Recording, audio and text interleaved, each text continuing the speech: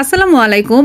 আমি আজ খুবই মজাদার এবং সহজ রেসিপি নিয়ে আসছি, নুডলস বা চাউমিনও বলতে পারেন।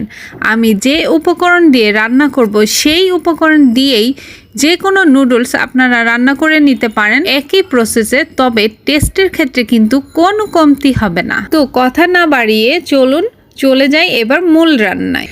এখন চুলায় ফুল হিটে একটি হাঁড়িতে পর্যাপ্ত পরিমাণে পানি দিয়ে হাফ টেবিল চামচ লবণ এবং সামান্য একটু তেল দিয়ে দিচ্ছি। পানি যখন পুরোপুরিভাবে ফুটে উঠবে সে পর্যায়ে দিয়ে দিতে হবে নুডলস। আমি দিচ্ছি পান্ডা নুডলস। আপনারা চাইলে একই প্রসেসে dragon noodles, pasta noodles, Maggi noodles যে কোনো নুডলসই নিতে পারেন। নুডলসগুলো সেদ্ধ হতে হতে আমি বাকি কাজগুলো করে নিচ্ছি।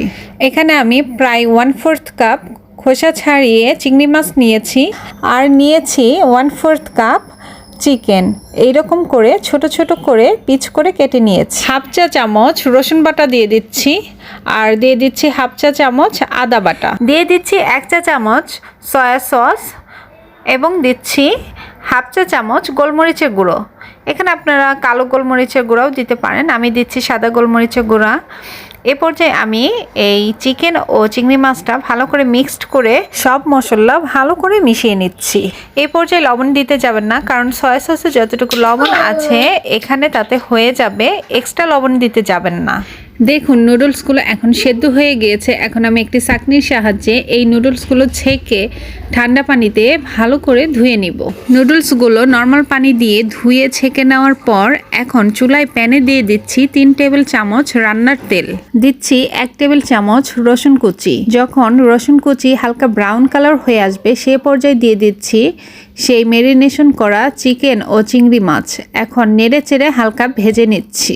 যখন চিকেন ও চিংড়ি মাছ সেদ্ধ হয়ে যাবে তখন একটি চামচের সাহায্যে চিকেন ও চিংড়ি মাছকে প্যানের সাইডে রেখে দিয়ে দিচ্ছি ফেটানো একটি ডিম। এটি আমি সামান্য একটু লবণ দিয়ে ফেটিয়ে নিয়েছি, এরপর ভেজে নিচ্ছি।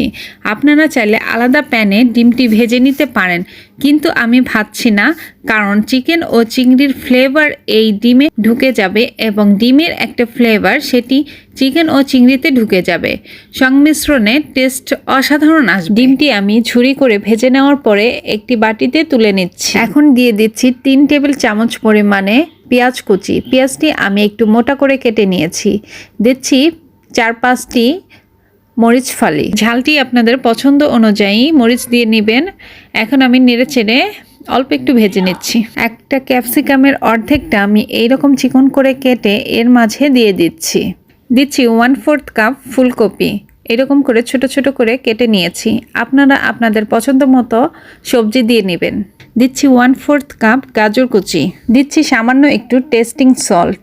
এখানে আপনাদের কাছে যদি টেস্টিং সল্ট না থাকে তাহলে সেক্ষেত্রে আপনারা লবণ দিতে পারেন, তবে পরিমাণ খুবই অল্প হবে। দিচ্ছি হাফ চা চামচ গোলমরিচের গুঁড়া। এখন আমি সবজিগুলো নেড়ে চেড়ে ভেজে নিব যতক্ষণ না পর্যন্ত সবজিগুলো সেদ্ধ হয়ে আসছে। আর আমি পুরো রান্নাটাই কিন্তু ফুল হিটে করছি। দিয়ে দিচ্ছি তুলে রাখা ঝুরি করা ডিম। এখন নেড়ে চেড়ে মিশিয়ে নিচ্ছি। এখন সাইডে রাখা সেই ছেঁকে নেওয়া নুডলসগুলো এর মাঝে আমি দিয়ে মিশিয়ে নিচ্ছি। এখানে নুডলস অল্প অল্প করে দিব আর মিশিয়ে নিব। নুডলসটি ভালো মতো মেশানোর পর দিয়ে দিচ্ছি 2 টেবিল চামচ টমেটো কেচাপ বা সস, আর দিচ্ছি 1 চা চামচ চিনি। নুডলসে ভালো টেস্ট আসার জন্য চিনিটা কিন্তু অবশ্যই দিতেই হবে।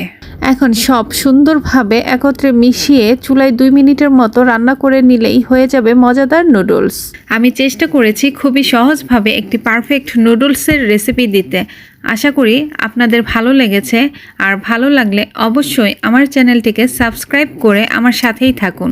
এরই মাঝে তৈরি হয়ে গেল মজাদার চাউমিন নুডলস। সবাই ভালো থাকবেন। আল্লাহ হাফেজ।